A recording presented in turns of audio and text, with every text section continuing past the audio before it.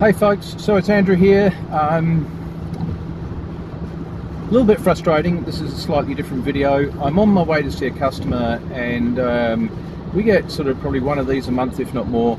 And the situation is that the customer has bought a home theatre system from a shop, and they have had a really terrible experience. They have given up. They don't want to talk to the shop anymore, and they've called us. So who you going to call, right? So I haven't seen the job yet, but my understanding is that the image doesn't fit the screen. There are other issues. He's questioning the audio. So let's go and find out what's going on.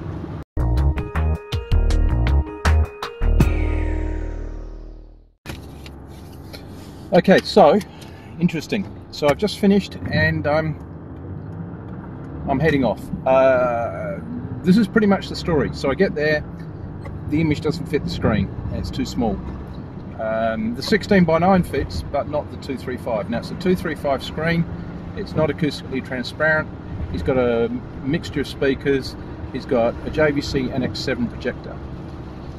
So whoever sold him the system either didn't do the math or did the maths wrong, and so the room is 4 meters wide, and so the throw ratio is not right. Gosh, there's so much wrong with this room.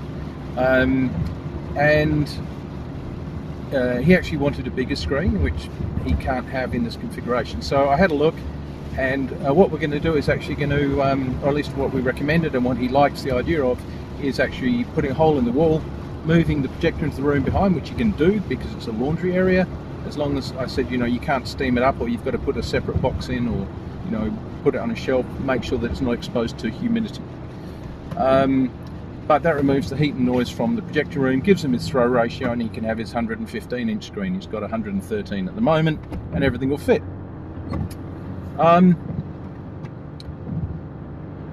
The settings in the projector were all entirely wrong.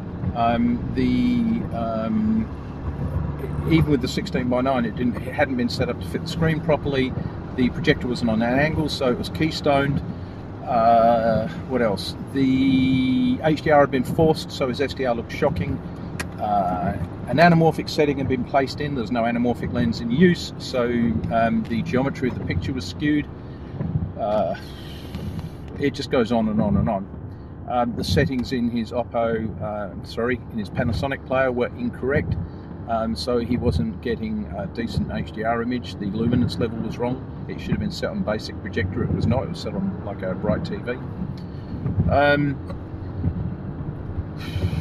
In terms of audio, they have whacked up 2 speakers in this, or 4 speakers in the ceiling, 2 Atmos and 2 rear speakers, but you know, it will sort of kind of work, but surround speakers never really work super well in the ceiling, especially with Atmos, because it just gets audibly confusing.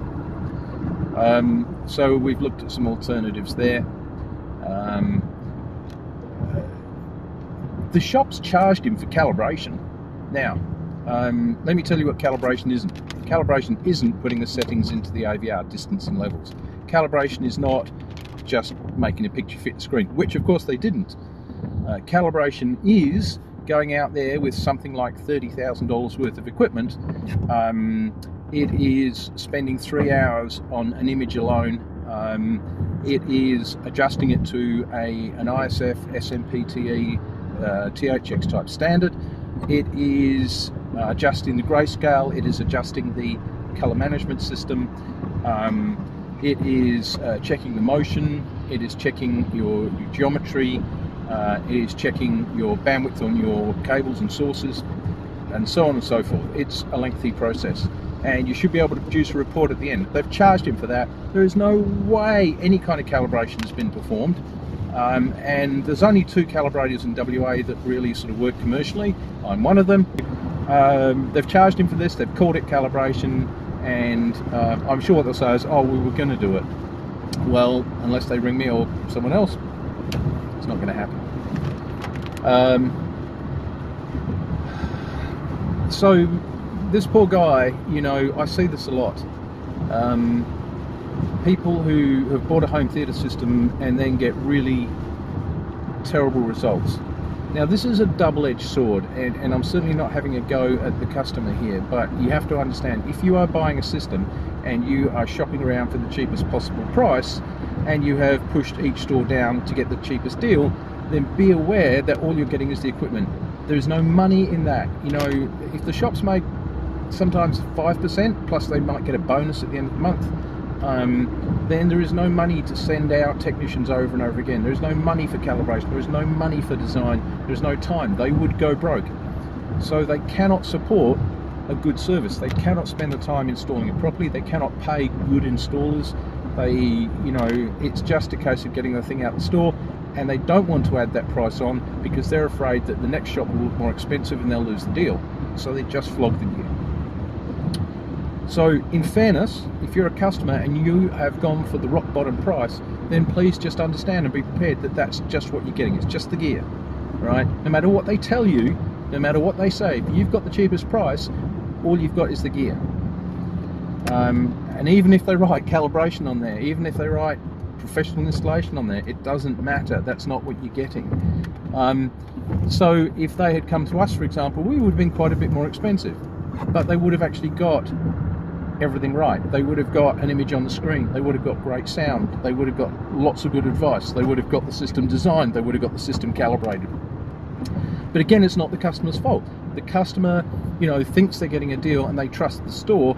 The store just hasn't had the guts to turn around and say, look, this is just your equipment, this does not include this, and you know, if you want this, this is the price.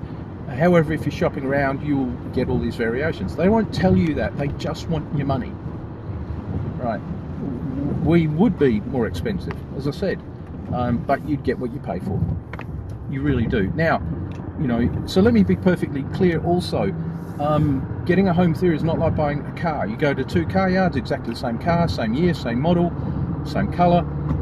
If you get a better price, well, good on you. You know, it's the same thing. You know, as long as everything's the same, that's okay. Go and buy a kettle, go and buy a blender, go and buy a fridge.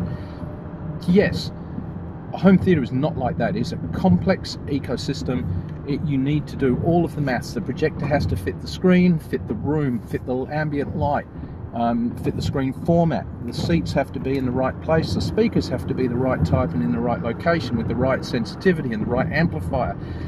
You need to get this right. You know, there is a lot of combination of things that have to come together to make strange, someone parked in the middle of the road, to make everything work. So you have to pay for good setup, good design, calibration, and all those sorts of things. I guess you don't have to. I mean, you can do it yourself. You can wing it, but just, you know, and that's okay. You can be an enthusiast, and the information's out there. Even on our YouTube channel, we try and give as much away as possible. But we have an issue with our industry. What is going on at the moment is unethical. I would say bordering on illegal. And so, you know, I don't want to see any more customers like this. What I mean is, not that I won't go and see them and I won't help. What I'm saying is I don't want to be seeing this. I don't want to see customers in tears because their life savings have gone into this concept that they have not got. So just be aware, folks, you know, and, you know, take this up. If you haven't got what you pay for, go back to the shop, take issue with them, right? Tell them, if they say calibration's included, say, I want to see the calibration certificate. I want the name and details of the calibrator. I want to know what equipment they used. Ask them about the design, why they nominated that equipment, why have they chosen that for your room. Not because they've got it out stock out the back and they need to sell it because the new stock's rolling along, not because they've got to meet quota. It's not about them, it's about you. Alright? If you're sensing I'm a little bit pissed off, I am. This is not right. So yeah, so we're going to help this guy out as best we can, and hopefully he and his wife can have the experience in their home theatre that they had dreamed of and were looking forward to. Alright, so don't let it happen to you, folks. Get some professional advice, speak to someone who's certified, who's really truly qualified, and shop around. Look for someone who is ISF, THX, HAA, CEDIA, and has been offering true certification and qualification for a long time. There's only a handful around in Australia, and you know, you need to dig them out. Thanks, folks.